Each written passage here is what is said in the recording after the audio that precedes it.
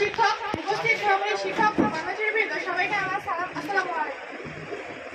বিশ্ব জলবায়ু পরিবর্তনের সচেতনতা বৃদ্ধির পক্ষে আমার দলের অবস্থান। বক্তব্যের শুরুতে জলবায়ু পরিচয় নিয়ে আলোচনা করছি। কোন স্থানে অনেক বছরের পর আবহাওয়াকেই জলবায়ু বলে, কিন্তু এখন সেই জলবায়ু দ্রুত বদলে যাচ্ছে।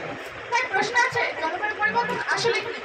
এই প্রশ্নের উত্তর খুঁজতে গিয়ে আমি জেনেছি, আবহাওয়ার উপাদানগুলো যদি স্থানীয়ভাবে বদলে যায় তাহলে এটি হলো জলবায়ু পরিবর্তন। এখানে জলবায়ু পরিবর্তন বিষয় নিয়ে আলোচনা করা হয়। এদের জীবন ও সম্পদ সুরক্ষার জন্য প্রস্তুতি নিতে পারবে। বৃদ্ধির ফলে মানুষ পরিবেশ বান্ধব জীবনযাপন, যেমন সবজির ব্যবহার কমানো, পুনর্ব্যবহারযোগ্য দ্রব্যের ব্যবহার, কার্বন নিঃসরণ কমানো ইত্যাদি বিষয়ে আগ্রহী হবে।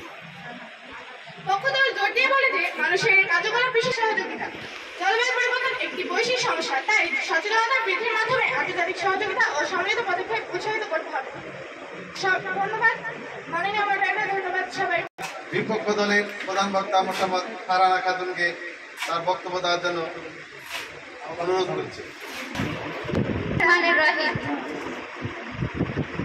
ময়নাপুরী কর্তৃক আয়োজিত বিশ্ব জলবায়ু পরিবর্তনে শীর্ষক আলোচনা সভায় উপস্থিত সম্মানিত প্রধান শিক্ষক, সহকারী শিক্ষক, শিক্ষিকা, কর্মচারীবৃন্দ ও আমার সামনে বসে থাকা ছোট ভাই ও বোনেরা, সবাইকে আমার আন্তরিক শুভেচ্ছা ও সালাম।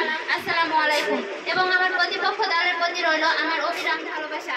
ধন্যবাদ জ্ঞাপন করছি মাননীয় মডারেটরের প্রতি আমাকে কিছু কথা বলার সুযোগ করে দেওয়ার জন্য। আজকের বিষয়টি নির্ধারণ করা হয়েছে বিশ্ব জলবায়ু পরিবর্তন নিয়ে সচেতনতা।